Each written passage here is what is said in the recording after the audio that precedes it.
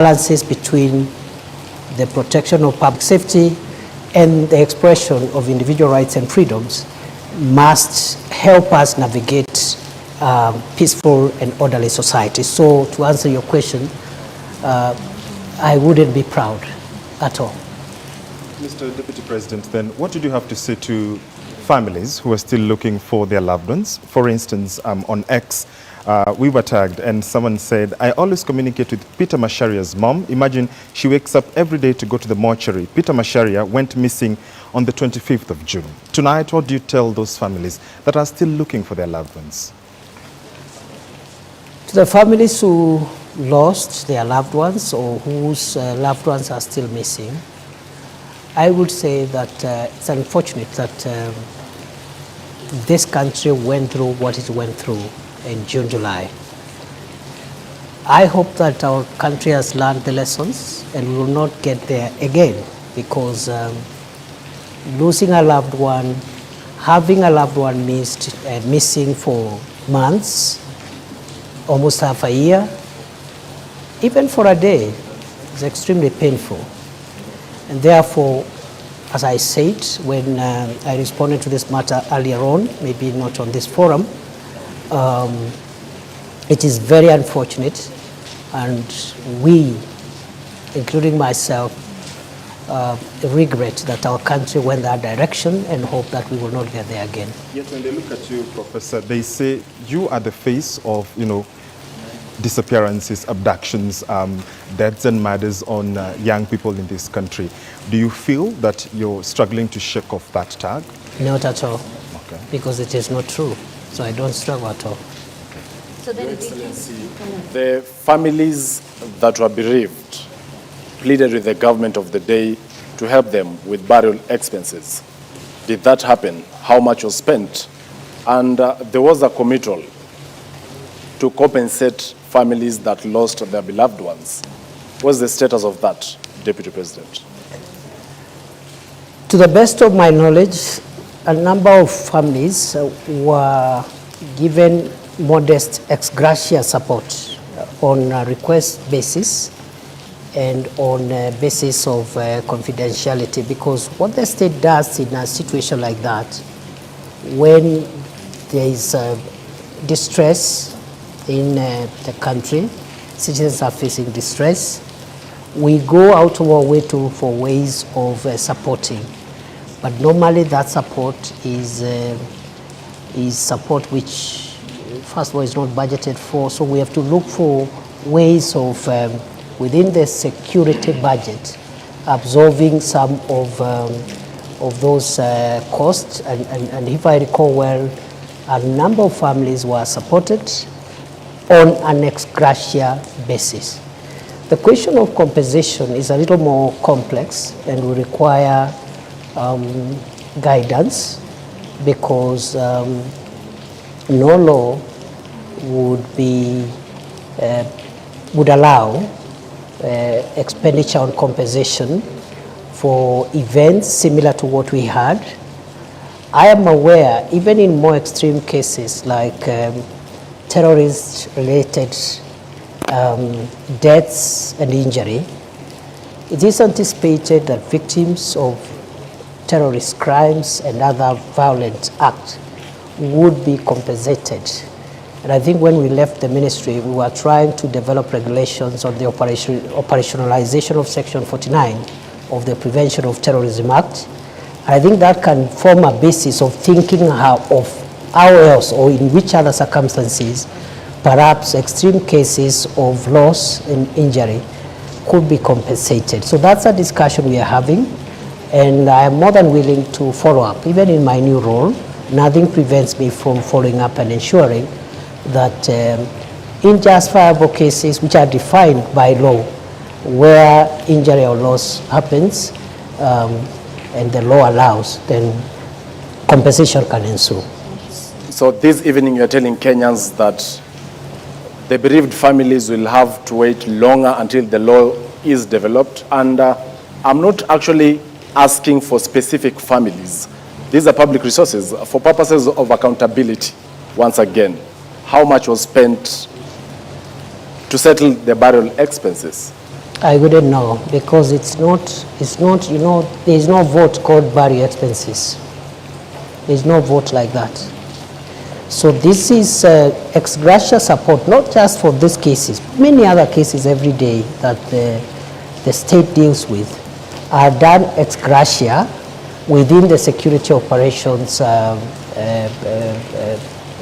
budget, and therefore it's not possible to pinpoint this amount was used for burial because of the lack of a specific vote line. On the time frame for compensation? What about? What time can they wait? For how long can the law be developed? I am not sure, but we will do our best to make sure that cases where we form consensus, national consensus that require compensation are onboarded, because even in the extreme and glaring cases of terrorism, I've told you, it has taken, I think now, quite a number of years since we enacted the Prevention of Terrorism Act to operationalize that section. So I'm hoping perhaps within the year, within the coming year, we can work with the new leadership in that ministry and other stakeholders in the normal way government works and process perhaps regulations on the operationalization of some of these issues as to whether that can be expanded beyond terrorism-related incidents. That is a discussion again which we can open up to stakeholder input and have it dealt with. It's clear, Mr. Deputy President, that the tag behind you, and my colleague Mashima Kapombe mentioned it when we mentioned that we were having this interview, is not a very rosy one. And one person in particular called you the butcher of Tharaka. I have two important questions I'd like to understand. Because President William Ruto addressed the nation on the night of June 25th when protesters breached Parliament. He told the nation that that was a treasonous act perpetrated by crooks and criminals. Do you believe that the young people killed by police during the protest were crooks and criminals and not young people trying to advocate for their rights? The protests of June started as legitimate protests by peaceful Kenyans who were expressing their rights and opinions on certain issues that they felt that needed to be handled by government differently. In the course of those protests, criminal elements infiltrated those protests, and it became very difficult. On the one hand, you have protesters whose interest is just expressing themselves within the Constitution, but within their midst, there are people killing people, hurting people, looting property, and that's how Parliament was breached, because protesting does not include breaching in Parliament, which is a restricted access facility. And that day, we came very short of the burning down of Parliament. And in the process, the chambers of the Chief Justice were also vandalized by protesters, broke the wall, broke windows and doors, and stole water and other items. So the point is, how do we balance going forward? They need to protect the right to protest, but at the same time ensure public safety. Other countries have had their occasions, like the Americans had on 6th January 2020. Similar situation. People are unhappy with an election outcome, and they just venture into constitutional institutions and run amok and bring violence. So it is unfortunate we had that mix-up between honest, legitimate protesters and cruel and dangerous criminals who really caused a lot of pain, death, destruction, and almost put down some of our institutions established under the Constitution. There's been many questions over who gave the shoot-to-kill order. Was there a shoot-to-kill order? And was it a show of culpability for security agencies under your command that warranted the presence of the military, the Kenya Defense Forces, to quell the situation? There was no shoot to kill order. And the Interior Minister does not command the operations of the police. This is spelled out in Article 245 of the Constitution in very clear terms. If there was Your Excellency, I want to put this question to you, and it's a question of responsibility. When you're being vetted for the second time as the Cabinet Secretary Interior, there was a lot of praise heaped on you for combating banditry in the north of Kenya. And you appeared to acknowledge that. Was the police in the North Rift under different command, so much so that when it comes to the Gen Z protests, you're not the one in charge, but when it comes to the North Rift, you will take the glory? At no time have I said I've been in charge of the operations on banditry, because the Minister for Interior does not play that role. Have I provided a policy leadership to deal with banditry in the last 2 years? The answer is yes, in a very consequential manner, with great humility, because other than advising on the establishment of the Operation Maliza Uhalifu and the gazettement of the disturbed areas. That's the job now of the minister. Those are policy interventions. But I was able to push through in a very difficult financial situation prevailing then in the country, an injection of a significant amount of resources to acquire equipment to assist the police in their operations, which has been the missing link for many years. MRAPs, that is the mine resistance ambush protected vehicles, armored personnel carriers, drones, that is the aerial vehicles, aerial unmanned aerial vehicles, and so many other, including personal protection items. So in a very modest way, I would want to be associated with the tremendous work done by the police, with the support of the military, to dismantle the infrastructure of banditry in the North Rift, because I provided policy support for the acquisition of modern weapons and also providing the legal space for the police to carry out operations, especially in the areas which I classified as disturbed and dangerous, because that is where criminals were always retreating and regrouping. Those areas today are completely free from bandits. The question here, Your Excellency, is on the question of responsibility.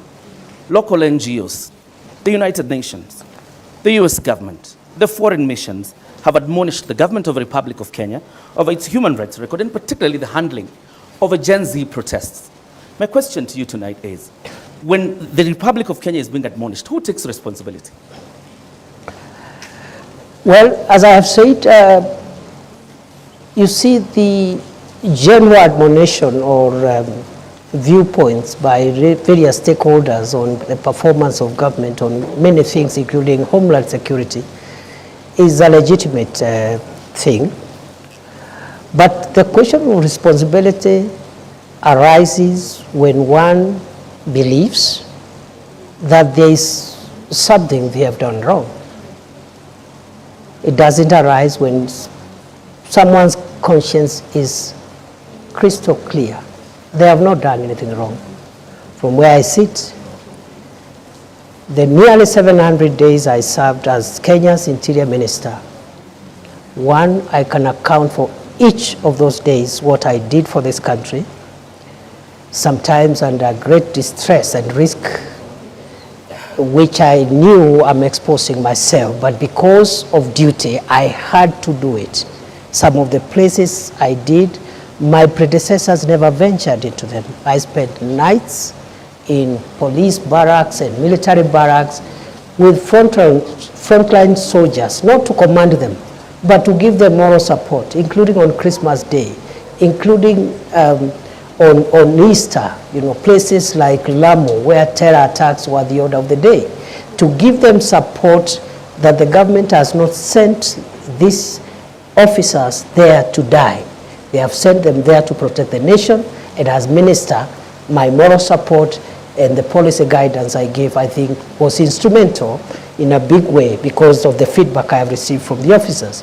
So to answer your question, therefore, I am not saying that our Homeland Security system is perfect. It is work in progress. But responsibility is individual. It's not collective. I must remind you, Prof, and the viewers that there's a lot of rain here, so we'll have to speak a bit louder so that we can be heard. But as you speak about policy guidelines and taking modest credit for what was done in the North Rift on banditry, are you trying to tell us that you could not give policy guidelines on how police protests or moral support in them ensuring that they adhere to human rights? We did. So what happened? What went wrong? What went wrong is what goes wrong when maybe, the operations, security operations are intense and emotive operations. It's not somewhere where an officer will be told, when you reach there, do this, do this, do the other. So what we have are general policy guidelines. For example, the use of labor force is reserved when to apply when the life of the officer is at risk. So was if any, a criminal, was any for example, officer's life in wants danger? to take Allow down, me, Professor Kindiki, yes, was any police officer in danger when David Shege and Enoch Chalo, Erickson Chalo Mutisia only had a flag and they were dancing outside Parliament? What threat did they pose to security officers at Parliament? That is the matter under investigations. If the circumstances you're reading out there is what happened, the officers will be accountable. It's as simple as that. And how long will that take? As soon as IPOA completes the investigations and forwards the files to the DPP. Criminal investigations are complex. They involve scientific assembling of evidence. It is not enough to rush suspects to court only for cases to collapse. And it is not uniquely a Kenyan issue. Criminal investigations, especially in a complex endeavor like the situation we're referring them to, take a bit of time, and therefore I'm hopeful that... Why were the police in mask?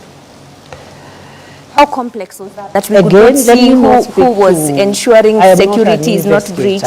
You're just telling me what you think or saw, but it was which is on part live of evidence. TV. It which was is on part live of TV. Evidence. There are photos of police officers who are masked. I am You not can't disputing. identify them. I'm not disputing. But Just telling as you the CS Interior, that is part of the evidence that is required to hold into account any person who may have been involved in that unfortunate incident you're explaining. Your Excellency, if you were to move this forward and probably look at why the public is on you. This is what you said on the 12th anniversary of the Supreme Court about a month ago. And you were talking about crucial jurisprudence. You said, I have had to ask myself whether the highest interest is the public interest or there is a higher interest called the national interest, because the public itself could hurt the national interest. Public can be mobilized or mobilize themselves against national interest. First of all, where does this national interest sit in the Constitution? And number two, wasn't this an indirect proposal of a clawback on basic freedoms that are enshrined in the Constitution, Your Excellency? As you answer this, Your Excellency, you did say that lives of protesters need to be protected as you ensure public safety. Was the public unsafe during that period? Why did we get to that point? When I spoke at the Supreme Court reflection colloquium on public interest and national interest, some erroneously thought I was talking about government interest or even security interest. That's not the case. In fact, after that colloquium, I've had further reflection, because by the grace of God, I'm also a scholar. So I reflect on some of these things. And I have come to the conclusion that within our constitutional framework, we can categorize 3 forms of interest that could be expressed by members of the public, rather than 2, 3. One is popular interest. And the question I'm asking myself as a scholar and a student of constitutional law is whether what is popular is in the public interest all the time. I am not sure. I am not sure that what is popular is in the public interest. I don't believe. Sometimes yes, maybe not all the times. But at the Supreme Court colloquium, I also asked, is there a hierarchy of norms in our Constitution such that we have public interest and national interest? And for clarity and avoidance of doubt, national interest is not government interest, and it's not the interest of, it's not security. What I had in mind is, you're aware, our Constitution allows the people of Kenya to express themselves in exercise of their sovereignty in 2 ways. 1, through elections. 2, through referenda. And then I asked myself, in fact, it was tailored to the judiciary. And I wanted to ask myself, if the people of Kenya, for example, agree and express themselves in exercise of their sovereignty to change the Constitution in a referendum and vote to remove the judicial arm of government, and they decide we don't need the judiciary, people are sovereign. In a referendum, they can actually remove the judiciary. And then I asked myself, since this is an outcome of a referendum, this is in the public interest. But is it in the national, is it in the national interest that really you can have a modern country, a democratic country without a judicial arm of government? But these are 2 different scenarios, DP, because this was about taxes that Kenyans felt were unfair, and their leaders at the were Supreme not Court, listening to I them. was not talking about the protest at all. You can look at my statements. I was not talking about protest. So what do you... We were reflecting on what the Supreme Court has helped us to understand about our Constitution, and I was inviting the Supreme Court judges to start thinking whether, even as we express our sovereignty, we have what we call bedrock things that we cannot touch. I'll give you another example. If the people of Kenya meet and in a referendum, they overwhelmingly vote, so it is popular, it is in public interest, and they vote to change Article 4.2 of the Constitution that says that Kenya is a democratic multi-party state and creates a monarchy or another form of government that is not democracy. It is in the public interest. It is popular. It's in the popular interest. But is it in the national interest? My answer is that it is not. So within the Constitution, there are things you can change and still not change the DNA of our Constitution. There are others, once you touch them, the DNA of Kenya as we know it changes forever. That's what I was discussing. It's very interesting that you mentioned that, Your Excellency, because during your vetting, following your reappointment as Interior Cabinet Secretary, you are on record saying that you will specify designated protest areas, potentially undermining the right to peaceful assembly outlined in Article 37 of the Constitution. How would you justify limiting spaces where Kenyans can express their grievances at a time when the government is facing mounting criticism, and why? That is the practice in all democracies. Show me one democracy where people are free to express themselves anywhere, anyhow, anytime, notwithstanding the rights of other people, including traffic, the right for traffic to flow, and so forth. I have been, before I became minister, I was an academic. And for about 12 years, I traveled to about 100 countries around the world. So I'm very familiar with many democracies. Many of them, including the Hague, where I spent almost 7 years in the International Criminal Court trials, they designate places where you go and express yourself. Every institution actually is mandated. If it's parliament, they designate a place, and then the police gives some routine. They say between 11 a.m. and 3 p.m., a certain group will protest. And they tell the police will be about 500 and so forth. And then you protest there, you hand your petitions, someone comes and receives petitions, then you vacate. Maybe in the evening, another group will come. That's what we might start thinking about. But as long as we think that expression of rights means you venture and frustrate everybody else who is not part of your protest, then we are courting anarchy, and that's not part of democracy. Understand peaceful protest, because even when, if you go to Chacha, even when you saw the protests regarding the 16 days of activism against gender-based violence, they were just roughed off by police. One even wonders, because we even have had leaders who have expressed a fear and concern that actually it's not even Kenyan police. So who are these that appear when Kenyans exercise the democratic freedom of picketing? The example you have given was regrettable. And government has already addressed itself to that issue. The Principal Secretary for State Department for Internal Security did Don't you think the precedences are too many? Not really. I don't think so. And I think with the apology that the State Department gave, I think Kenyans should give government the benefit of doubt. Mm-hmm. Because if the intention was to keep on doing this thing, then an apology was unnecessary. If you know you're going to do it again, you just keep quiet and do it the following day. Did you realize this only when you became the interior boss? And despite having served in various capacities in the leadership of the Senate, you didn't think of introducing that bill then? In 2015, I introduced the Homeland Security Bill, which, as leader of majority in the Senate, which was taken up and became part of it, is what became the miscellaneous security laws of 2014.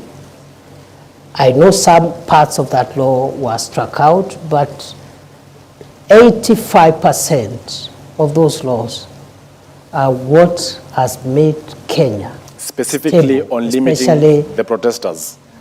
The security laws did not cover the issue of protest, but it covered a wide range of issues that we needed to deal with to make sure that our country is safe. But on the other hand, legislation is work in progress. It doesn't end with one piece of legislation. It happens every day. Democracies which have been in place for 300 years are still making law, even security-related laws. So I did my bit in certain aspects, as in the example I've given you, but it is not true that when somebody serves as a member of parliament or senate, everything that needs to be legislated will be done during that time. DP, as we wrap this topic up, there's one question that many Kenyans would like to know. In a Citizen TV interview after the protests, you said that infiltrators were linked to elements within government and opposition. And you said we have evidence leading to political operatives from across the political divide. We will prosecute. How far are we with that? How many of those planners or operatives? Last time I checked, I've been following up after that, and you know that's not too long ago. That was July. After that, as you're aware, the cabinet was dissolved, the entire cabinet. For that period around August, there was no cabinet. July, August, and then September, the vetting. So by the time I went back to the ministry, it was sometimes, I think, almost October. I can't remember the date. And we are following up on that process. As much as I know, a number of people have already recorded statements, and as far as I know, a file was forwarded by the DCI to the DPP, but it was returned to seal certain gaps that have been discovered by the DPP, and therefore that is work in progress.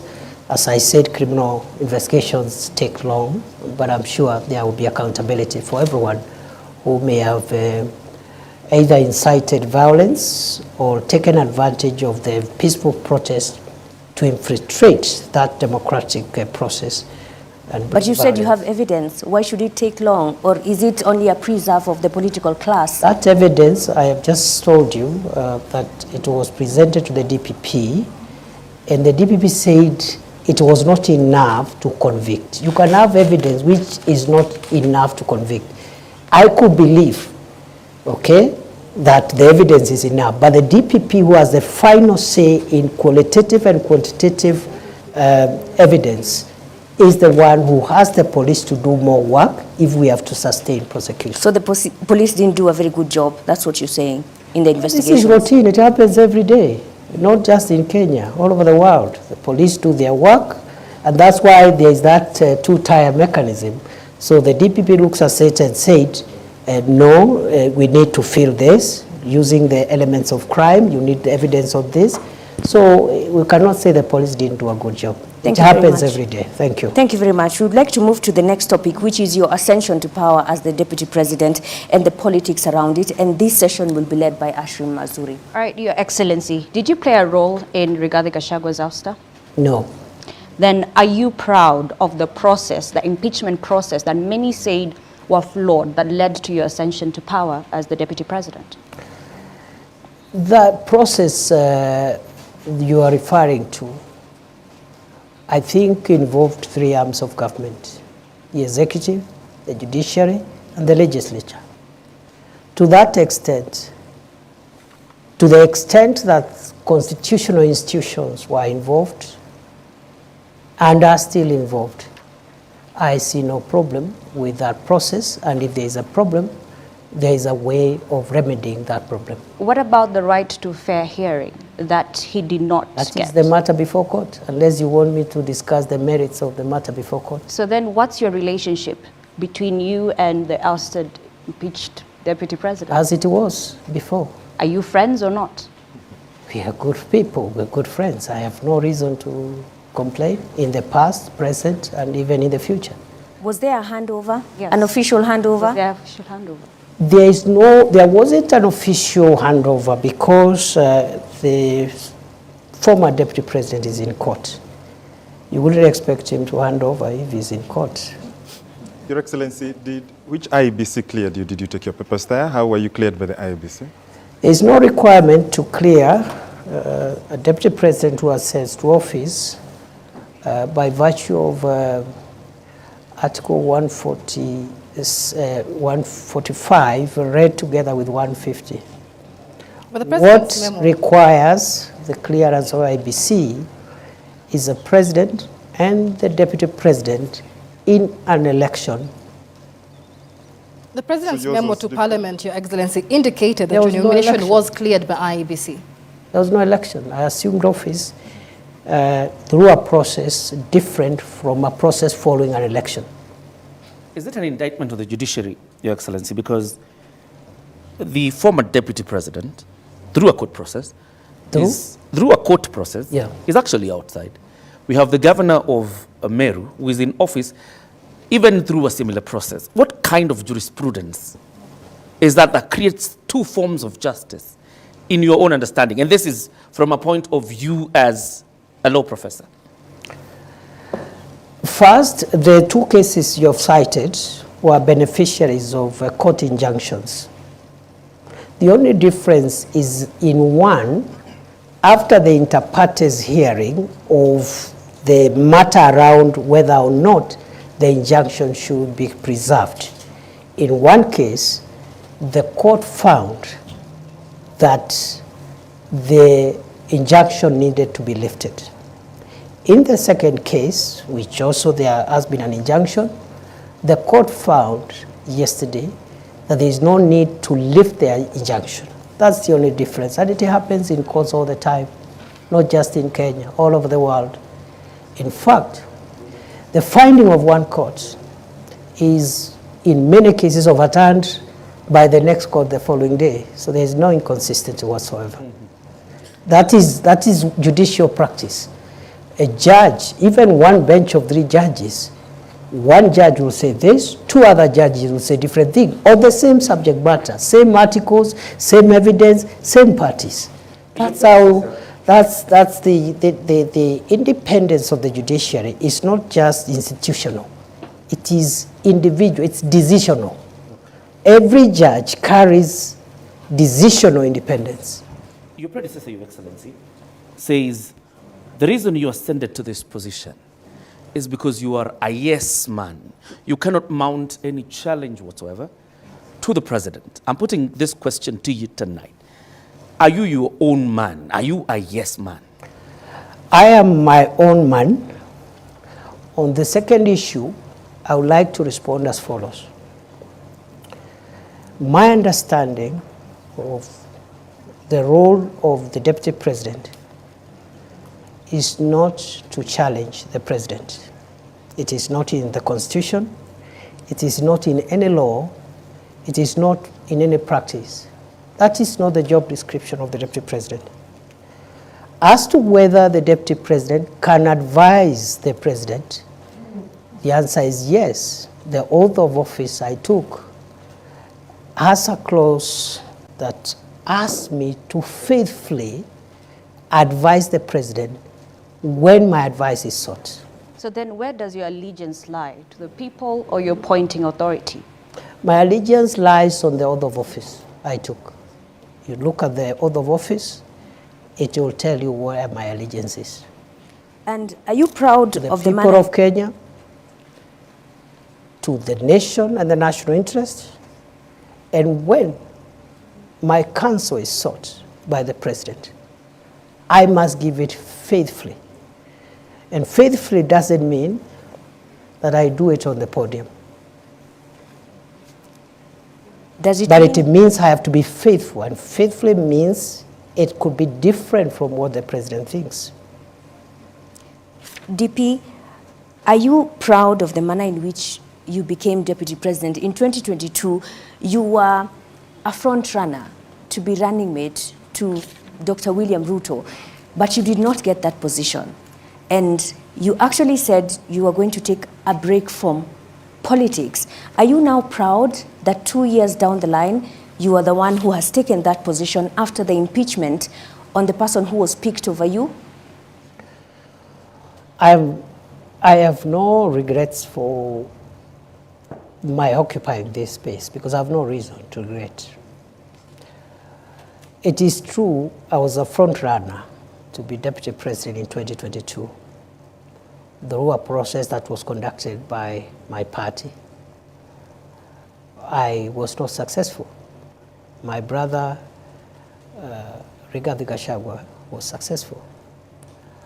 I congratulated him, and I said 2 things. One, that I will support the campaign, the presidential campaign, until 8th or 9th of August 2022. And after that, I will take a break from elective and appointive positions. But you still took the CS Just a moment. position. Just a moment. After I made those 2 very important decisions, which I made after soul searching and consulting everyone who needed to be consulted, my party and its leadership met and persuaded me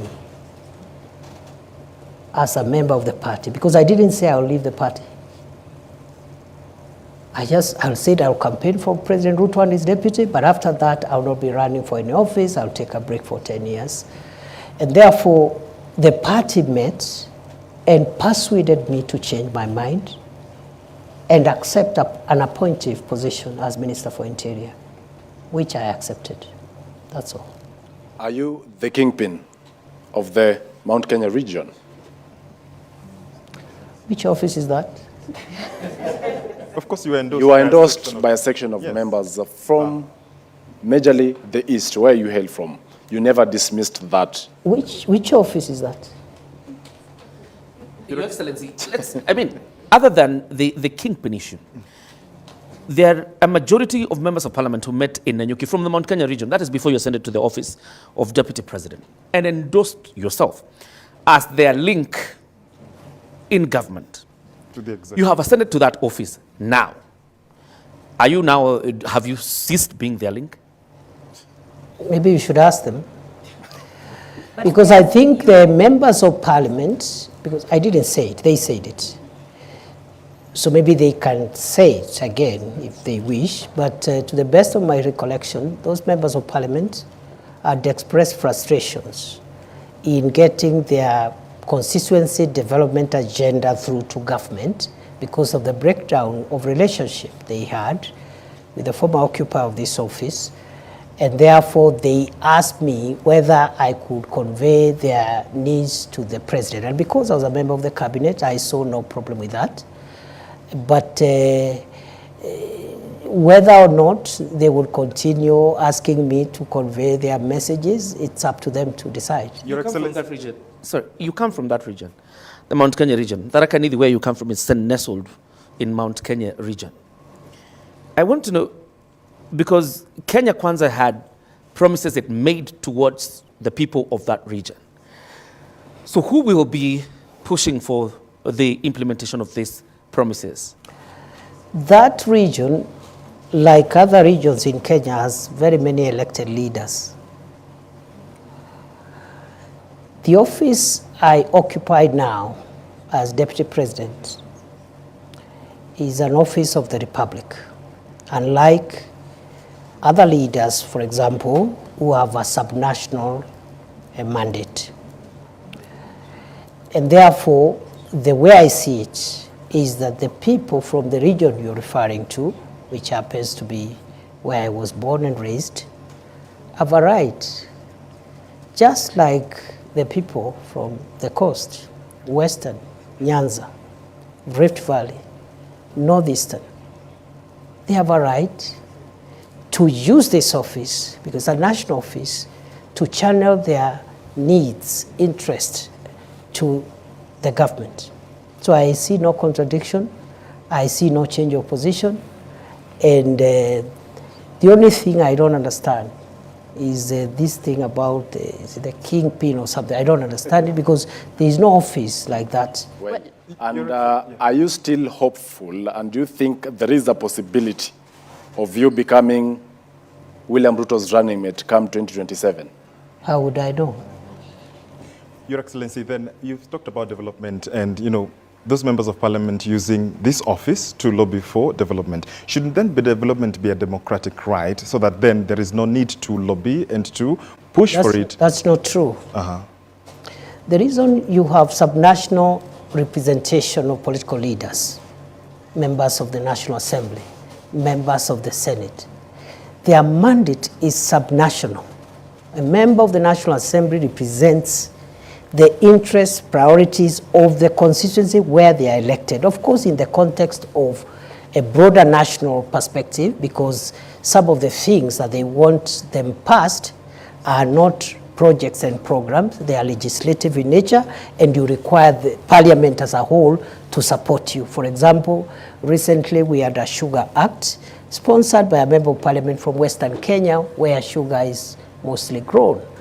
But it required the votes of the member for the members from Northeastern Coast, where there's no sugar, and Central, to pass it. So the point is this: it is not true to say that a member of parliament does not need to articulate the interest of their people, because they are elected purposely for that.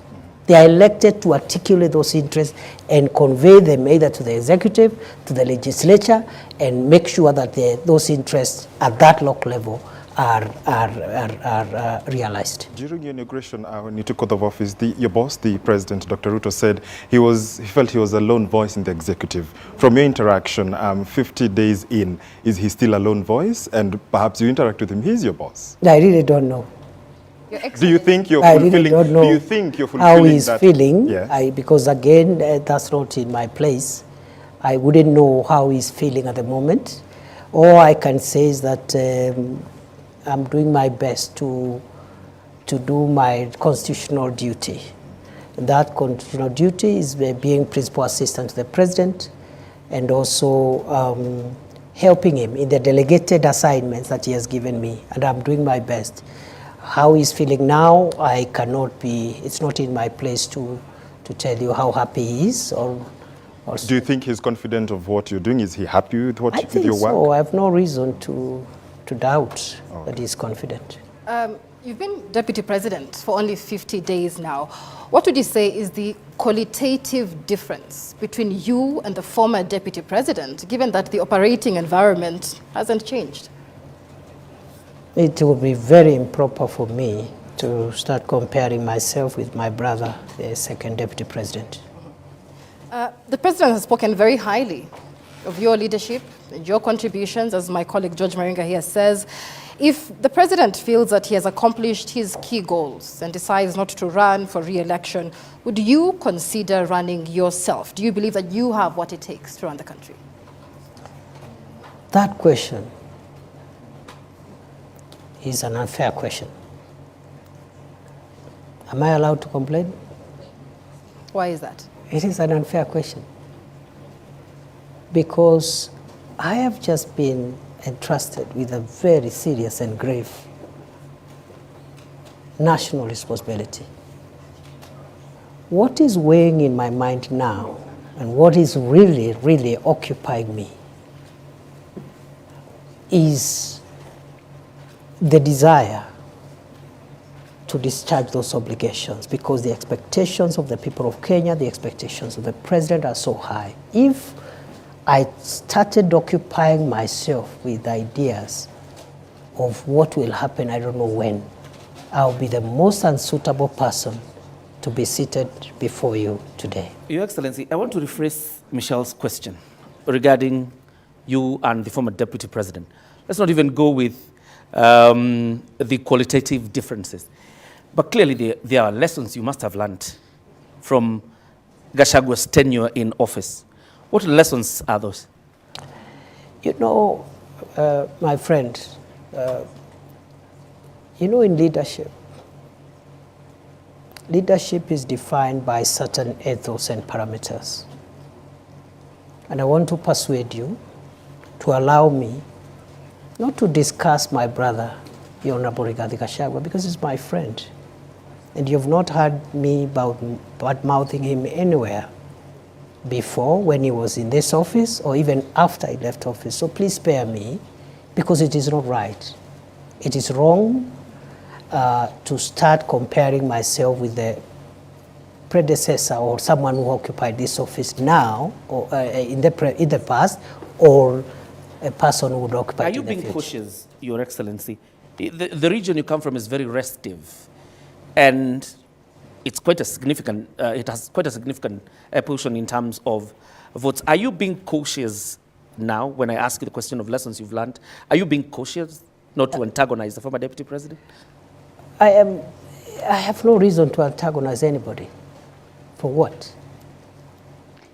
Your Excellency. Your Excellency, perhaps just to buttress on what John Kiore said, when it comes to lessons learned, many have said that the seat that you occupy now, the deputy presidency, has some sort of curse. They've called it the curse of the deputy presidency.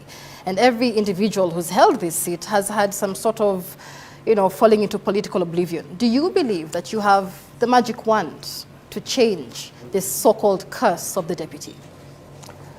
I don't believe any seat is cursed. Let's start from there. Secondly,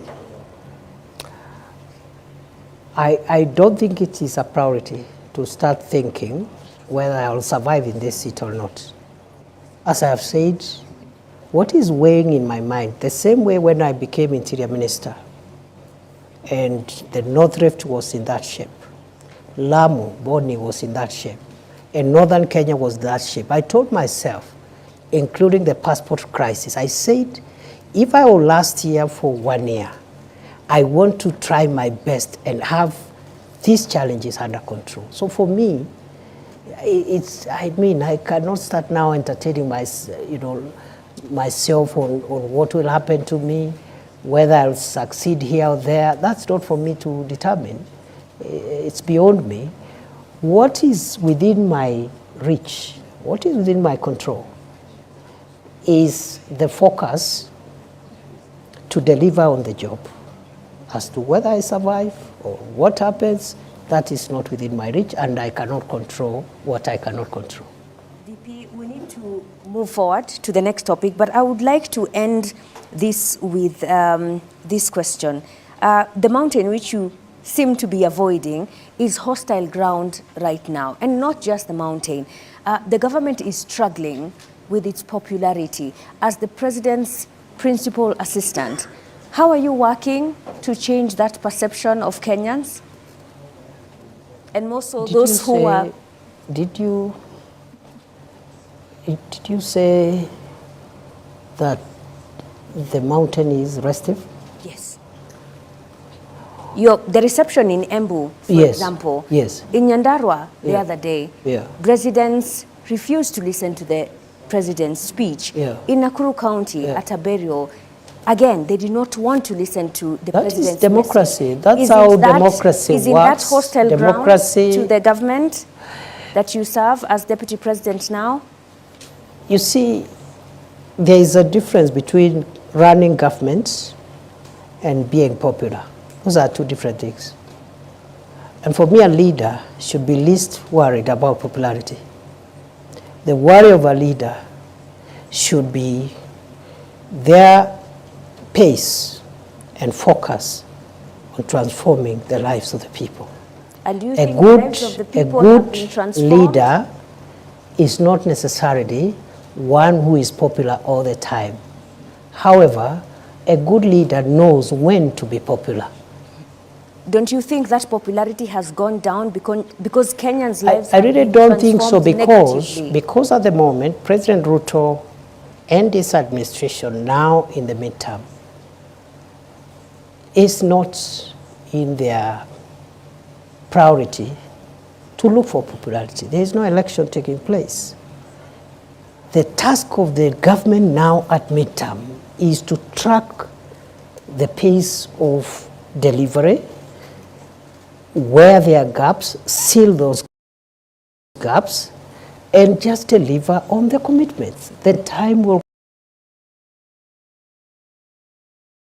come when there will be popularity contests. And let me tell you, for avoidance of doubts, that is not President Ruto's worry. I now will lose it, time will elapse. We could even win the election next time, but we will not have delivered as we ought to deliver. Your Excellency, and that transformation that you're talking about, Ashley, allow me, is what brings us into the next topic, which is about the economy. And Joel Chacha is going to lead that session. Well, the government of the day boasts of a 2.8% inflation rate, which is a 17-year low. But the question here is on the shrinking disposable income. That is through what many may consider overtaxation. And the purchasing power, hence, is low. How are you working to ensure that there is money in the pockets of Kenyans? Thank you. When President Ruto took over leadership of this country in 2022, the 5 or 6 macroeconomic indicators were not looking good. And I need to clarify now that I have this opportunity. Many people think when we project that time frame so that to show the distance we have covered, we are casting aspersions at the previous administration. That is not true. Kenya got to where it was in 2022 because of factors mainly beyond the control of President Uhuru Kenyatta, because the country's economy was shut down for nearly 2 years by COVID-19. No economic activity. And then, of course, the war in Ukraine, which affected the global supply chain of wheat and other oil and foodstuffs, and many other factors.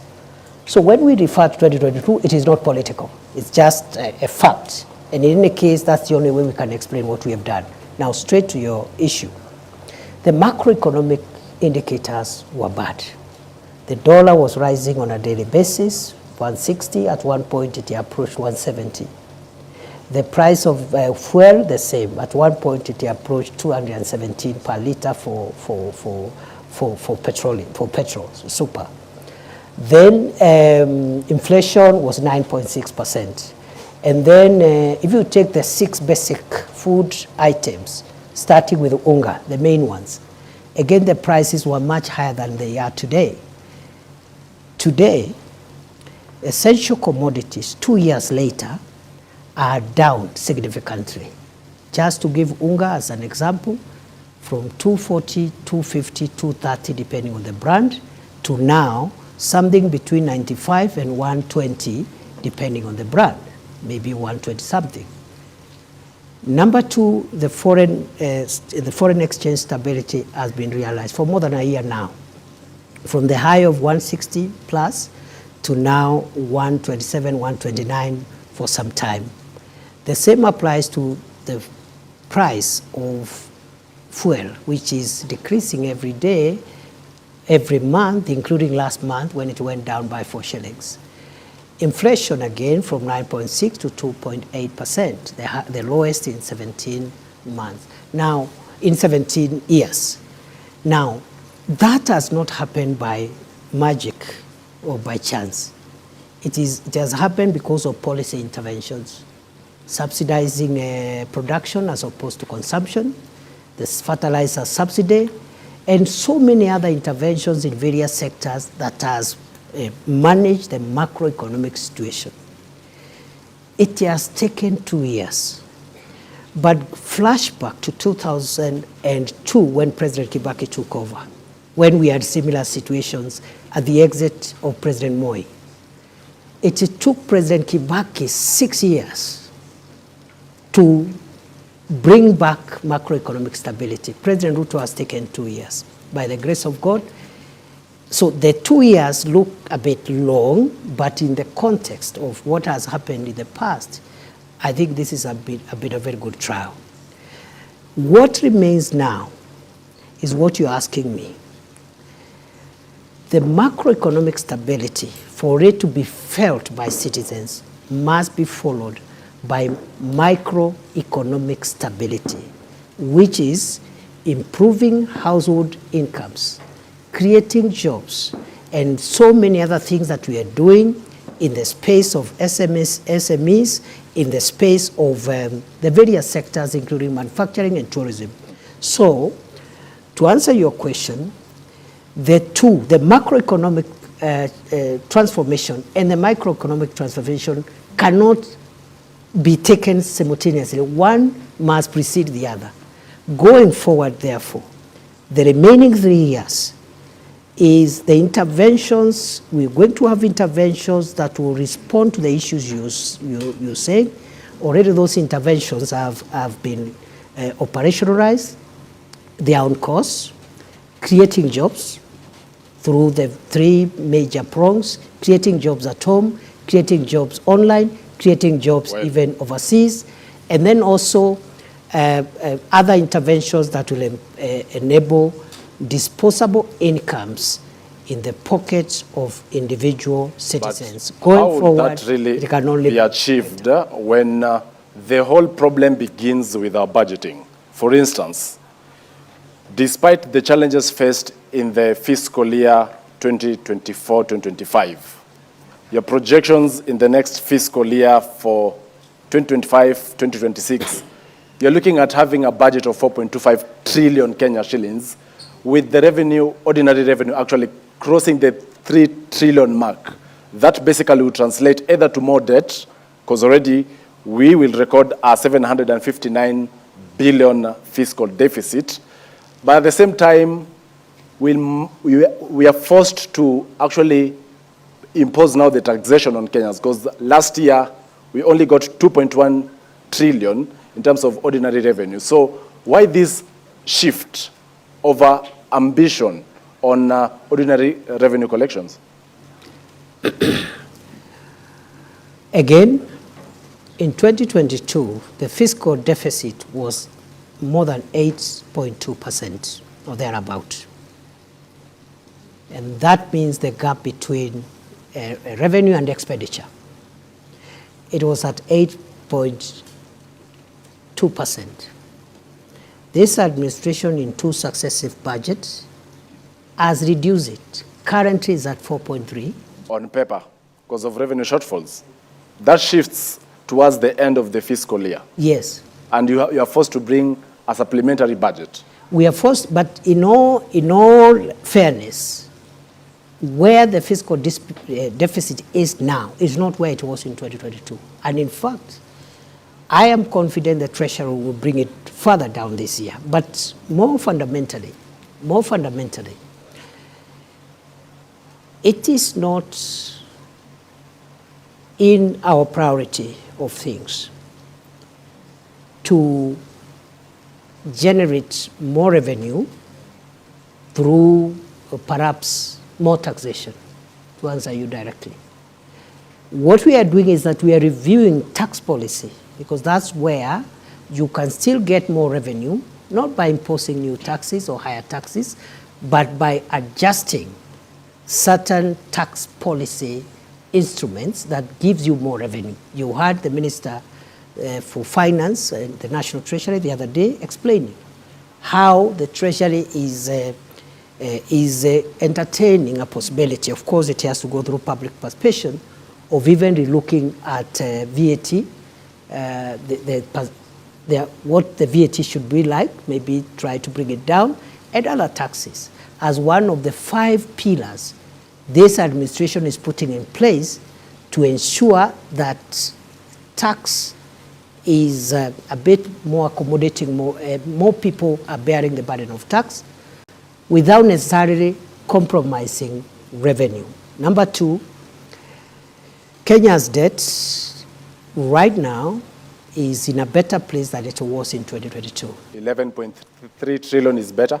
It is better in the sense that, debt is calculated in 2 ways. First, as an absolute figure, which is what you're citing, but also as a percentage to GDP.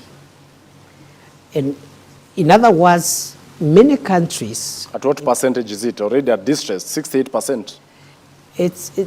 You call it distress, it's not. If it was, the IMF would have said so, and I'm sure the IMF has not said so. Yeah, Your Excellency. They just warned us that we need to make sure that it doesn't enter into the red zone. But 55% plus or minus 5 is what is allowed by our law. The point is, it's not even about percentage also alone. Many countries, including developed countries, are highly indebted. The US, for example, the US debt is about almost 120% of GDP. Japan is 250% of GDP. 248, 250.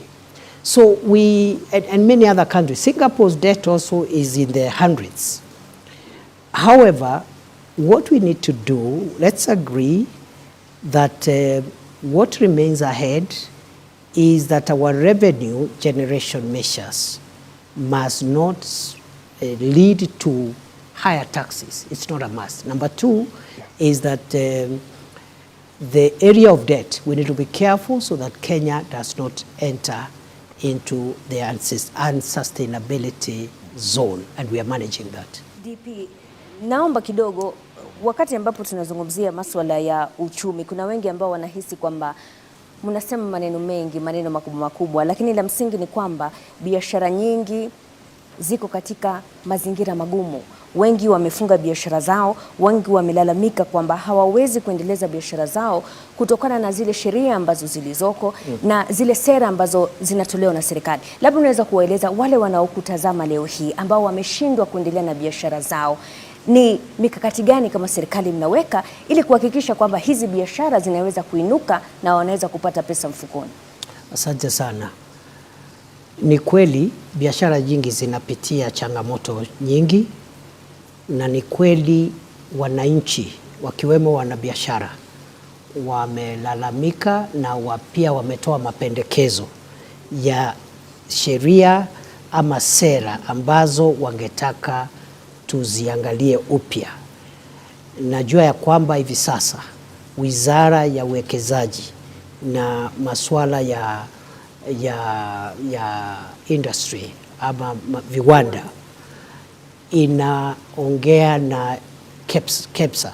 KEPSA ni ile Private Sector Alliance ama kikundi cha wanabiashara katika sekta ya binafsi. Wanajadiliana kuhusu mambo mawili, na jana wamekuja hapa kunipatia mahali wamefika katika majadiliano. Ni leseni gani ambazo tunapaswa kuziangalia upya, na vilevile masuala ya ile levies ambazo zinatolewa na mashirika mbalimbali. Kwa hivyo swala hili la ugumu wa wanabiashara wetu ni swala ambalo tunaliangazia, tunajadiliana na wale ambao ni washikadau, na serikali iko tayari kutoa mwelekeo ama sera mpya za kuzingatia uboreshaji wa biashara. Ile jambo ambalo limesema, manake watu wanakwenda Krismasi hawana hela mfukoni, watakula nini sikukuu? Unajua hayo majadiliano sio ya Krismasi, ni ya kurekebisha. Na Januari kutakuwa na hela za karo zinazohitajika. Kwa hiyo mjadala sio wa maneno ya karo, ni wa kurekebisha idara zetu na ili biashara zetu zipanuke. Nataka niwahakikishie kwamba nimesema jana waziri wa viwanda na uwekezaji pamoja na wakilishi wa shirika hilo ambalo ni la wanabiashara wameniambia wako katika mjadala, na Januari nimeambia hao waniletee ile ripoti yao ili tuipitishe ama tuijadilie katika baraza la mawaziri. Kwa hivyo mwakani tutakuwa na mfumo mpya, sera mpya, sheria mpya za kuboresha biashara. Lakini pia kuna wale ambao wanasema, nikimalizia, kuna wale ambao wanahisi kwamba hizi biashara kuna mazingira magumu kwa sababu wale ambao wanapata mshahara, kwa mfano, zile pesa ambazo wao hutumia kwenda kwa hoteli, kwa mfano, kwenda kununua chakula, zimepungua kutokana na yale makato ya mishahara. Kwa hivyo wengi wanashikilia zile hela kidogo walizobakishwa nazo, ndio maana hizi biashara hazisongi mbele. Unasemaje kuhusiana na hili?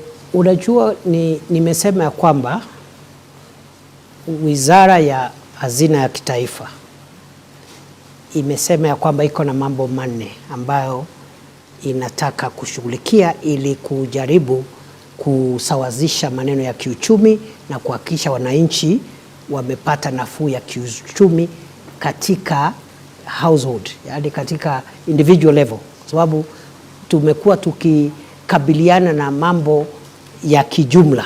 Sasa tunakabiliana na mambo ya kibinafsi, na kati ya hayo majadiliano kutakuwa na sera mpya za mambo ya ushuru na mambo ya kibiashara. Lakini la muhimu zaidi ni kwamba katika hayo majadiliano ni lazima tujue ya kwamba ile ushuru ambao unakatwa, kwa mfano katika mambo ya bima ya afya, unaweza kuwa unapunguza kidogo mshahara wako kama mtu ambaye ameajiriwa kazi, lakini ile bima ambayo ni ya kila mwananchi itapunguza zile harambee za kimatibabu. Kwa hivyo wewe labda pesa yako imepungua kidogo, lakini hizi harambee 5 ama 10 ulikuwa unaitwa kwa sababu uko na mtu kwa familia ako na shida ya figo, shida ya hizo harambee zikipungua, there is a net off. Kuna vile hiyo mkato imekunufaisha hata kwa njia zaidi kuliko vile ilikuwa, because swala la naibu rais, lakini unapozungumzia masuala yote licha ufanisi huu wote, we've seen the President Dr. Ruto say we are proud that our sister country of Tanzania is now leading in our business engagements. The success of Tanzania is the success of East Africa. Businesses have been closing shop and going to neighboring countries. So you're speaking of this, and KEPSA has talked about it, that the government seems not to be listening to those who run businesses, that they're escaping to other countries. I've just told you we are having a conversation with KEPSA. Why don't you call them after this interview? We did speak a few weeks ago with Bimal Shah. Should have told you that they are engaging. And he did say that, whereas that engagement is happening, it is not... They have identified two areas. Yeah. One is the regulatory. They say there is multiple regulation, or what they are calling over-regulation. The second issue on the table is on taxation.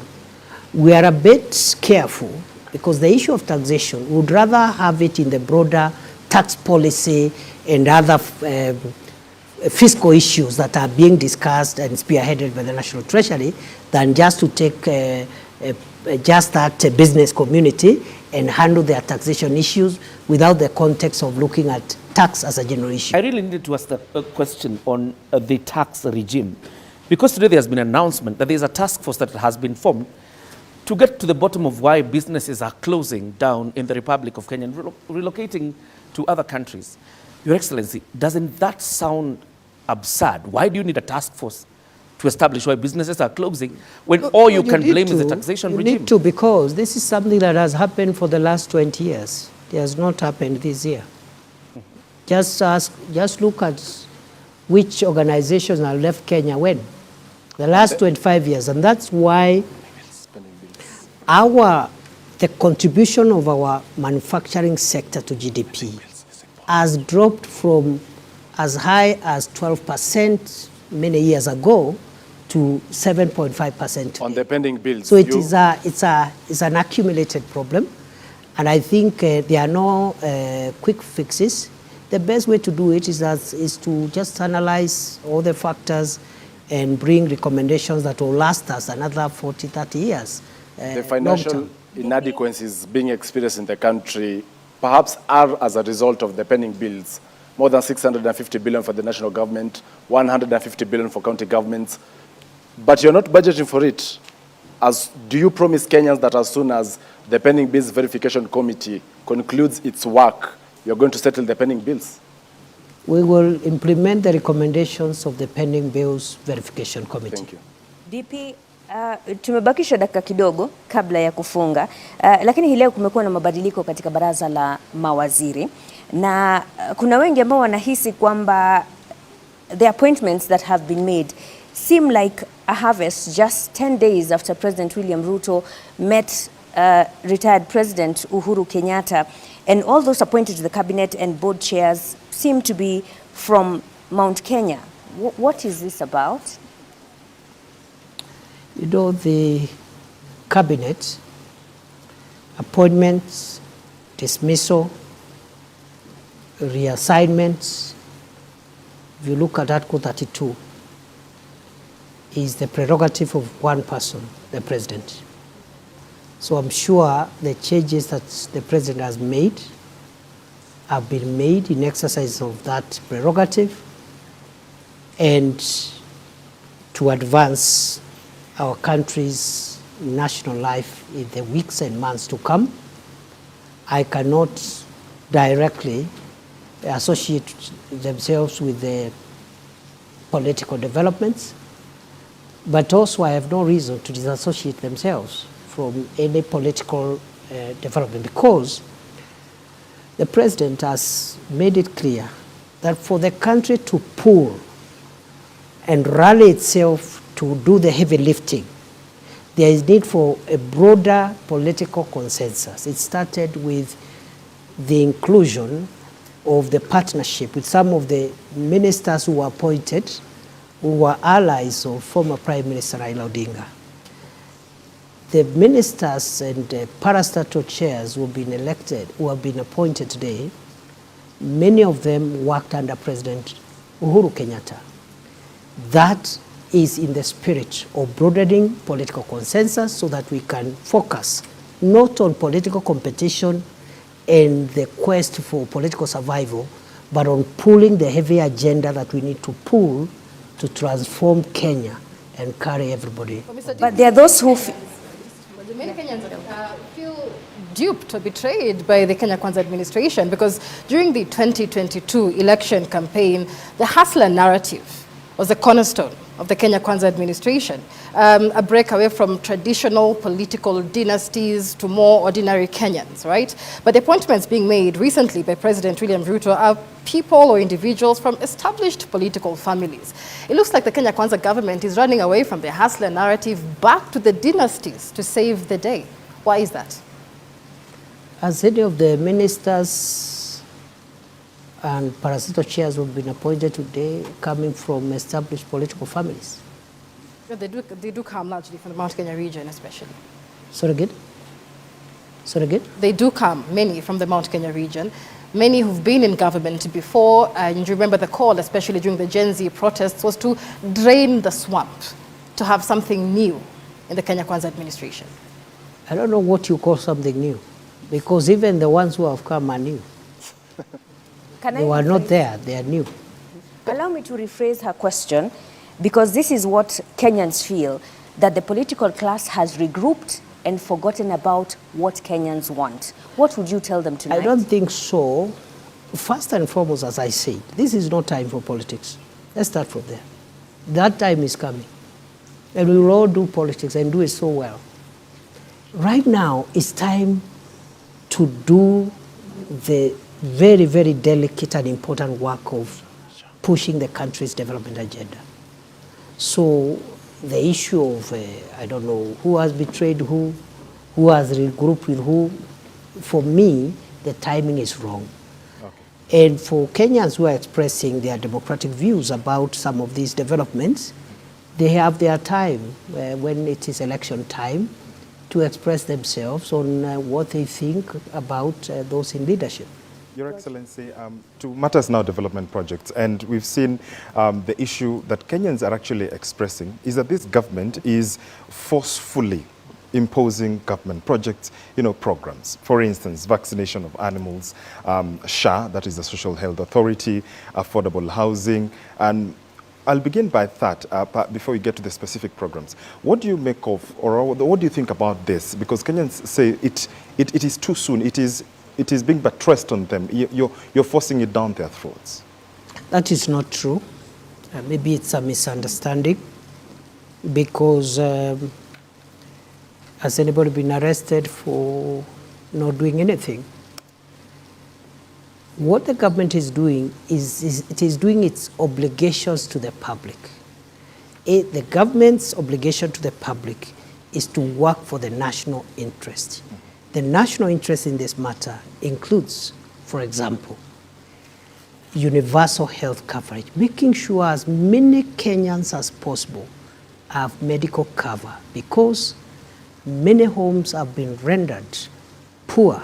Even people who had something, they have sold everything to pay for medical bills, especially when it is chronic and critical illnesses. Okay. Many poor people live by chance. They take herbs, they go for, some look for witch doctors, they cannot access medical care. So we are saying, what government is saying is that it is in our interest as a country that every Kenya has an insurance, a medical insurance. It is not taking people to court for not having a medical insurance. Those are two different things. Okay, fine. The same with vaccination. What the government is saying about vaccination is that we have certain targets as a country to grow the livestock and that value chain around livestock and livestock products. For us to reach those targets, we need to access European market, the Middle East market, and even the regional market under the African Free Trade Area. And then also under economic EPAS, the partnership between Kenya and the European Union, which we signed last year. In many of these markets, our products are being denied access And one of the requirements is sanitary and phytosanitary standards. That is to say, health-related standards. One of the requirements for us, for example, to meet our export demand is that your herd must be vaccinated. And what we are rolling out is a vaccination program which has always been there for 40 years, but because there has been no campaign, high-level government campaign, we've been vaccinating about 10% of livestock. So many of our livestock are rejected when we take them out either as live animals or beef because of the vaccination question. So it is purely a disease control issue. The vaccine is developed by Kevevapi in Kabete, by Kenyan scientists. It has always been used. It is only that we are doing a campaign to make sure, other than vaccinating only 10% of livestock, we can have 80, 90, 100% vaccination for purposes of getting market access, exporting livestock and livestock products even to other countries. DP, it's good that you, before you go to affordable housing, Ashley, because we're still on the vaccination issue, you may be explaining a very good thing for the country, but are you aware that citizens are agitated by the language of their leaders? Is there a more decent way to explain your programs and not seem like you're forcing it down their throats? And I'll give examples. Adani Consolation, the president said it is people who have never been to the airports that are complaining. When it comes to the vaccination, majority leader yesterday, I think, said ni watu hawana ng'ombe, hawana kuku. How do you think that makes citizens feel when they are trying to express themselves, yet they are met with arrogance? And to add on to that, the Kenya Veterinary Association perhaps has, among the recommendations they've given, they've said improve public awareness, enhance stakeholder engagement. When will Kenyans feel they are participatory in this government, in these projects that affect them? First of all, we agree that we need to create awareness and also just carry citizens along in our government programs, and also generally as government we need to continue communicating to the people in a manner that is consistent with our obligations under the Constitution. But having said that, I am sure again, because we were here an hour or so ago, I'm sure you are not inviting me to comment on statements by the president or another leader, because that, let's discuss the issues. Let's not discuss, those kind of issues, because in the process, the message will be lost. And the message is these programs are for the interest of the nation. There is nothing sinister about it. As to if we need to improve our communication and engagement strategy, I agree with you. It is work in progress. We need to keep on improving. There's many questions, Mr. DP, whether these questions are really for the interest of the people. We, as the media, have reported every day, Kenyans are deeply frustrated with the Social Health Authority. Many, in fact, say NHIF was working. When you come to issues like affordable housing, we were told there was public participation, despite public discontent. When it comes to livestock vaccination, the same thing.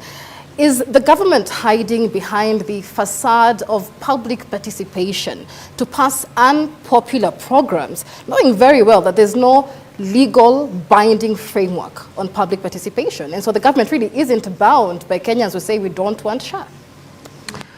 We'll go back to what we said earlier.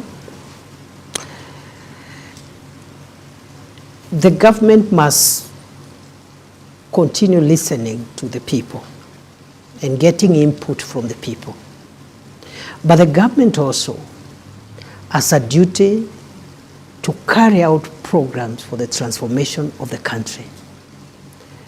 Some of the programs that will transform Kenya may not be popular now, but they'll be popular sometime. Singapore, for example, which many people praise, one of the factors and anchors that took Singapore, where it was among other anchors, is the housing anchor. And today, if you look at the Human Development Index, Singapore is up there, and one of the variables is housing, because almost 99% of everybody has a decent home. So, and it was unpopular at the time when the Singaporean leader was bringing this program. It was very unpopular. In fact, it had a component of compulsory savings.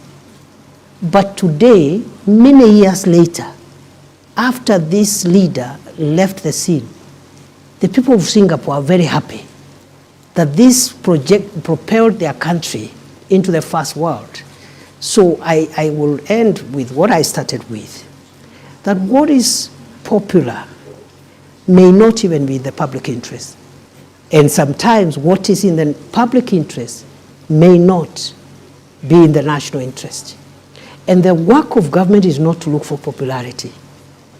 Popularity is a function of elections, which we do every 5 years.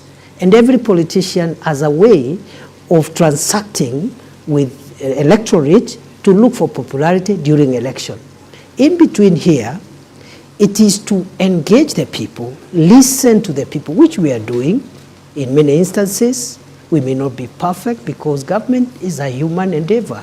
Like any other, we are not 100%, but we are continuing to listen. And as the president said during the State of the Nation address, listening is a full-time occupation of every leader.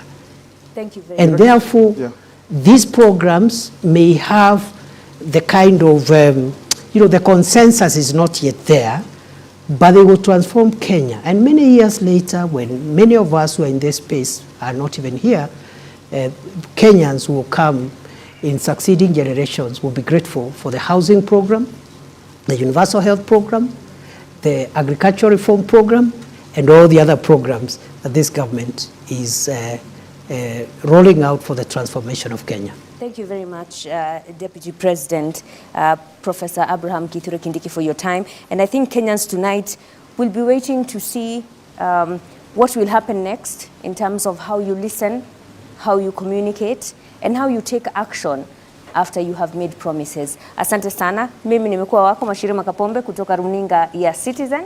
Joel Chacha kutoka runinga ya K24. Michelle Ngele Odhiambo, NTV. John Jacob Kuria, KBC. Ashley Mazuri, KTN. George Maringa, TV47. Usiku mwema mtazamaji.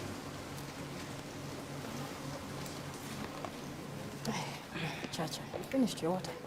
What point? I assume as Deputy President of the Republic of Kenya